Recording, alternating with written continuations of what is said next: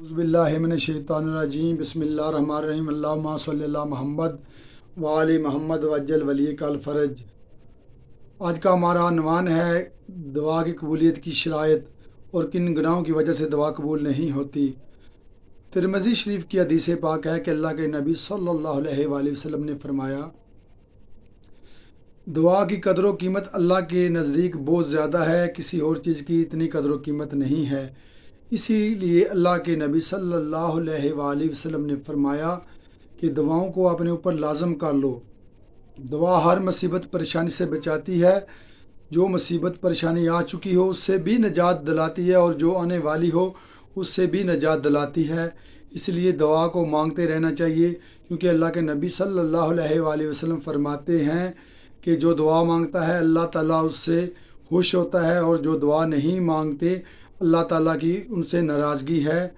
دعا کو اس یقین کے ساتھ مانگنا چاہیے کہ آدمی کو اتنا یقین ہو کہ جو میں مانگتا ہوں اللہ تعالیٰ ضرور عطا کرے گا، کیونکہ اللہ کے خزانوں میں کمی نہیں ہے۔ اللہ کل شین قدیر ہے، وہ جسے چاہے اور جب چاہے عطا کر دیتا ہے، اس کے خزانوں میں کمی نہیں ہے۔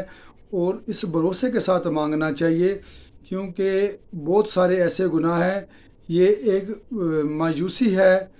جیسے کہ مسلم شریف میں ایک حدیث پاک ہے کہ اللہ کے نبی نے فرمایا کہ جلدی مچانے والوں کی دعا قبول نہیں ہوتی۔ صحابہ کرام کے مجمع سے ایک صحابی نے کھڑے ہو کر پوچھا، یا رسول اللہ، یہ جلدی مچانے سے مراد کیا ہے؟ تو اللہ کے نبی صلی اللہ علیہ وآلہ وسلم فرماتے ہیں کہ اے صحابہ، جلدی مچانے سے مراد ہے مایوسی۔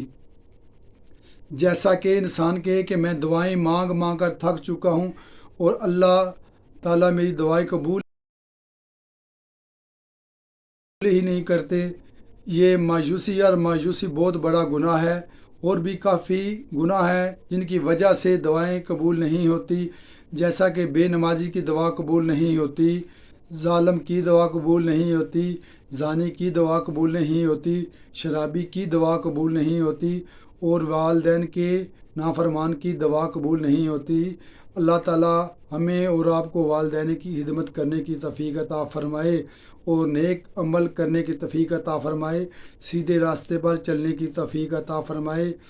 اللہم صلی اللہ محمد وآل محمد وجل ولی الفرج۔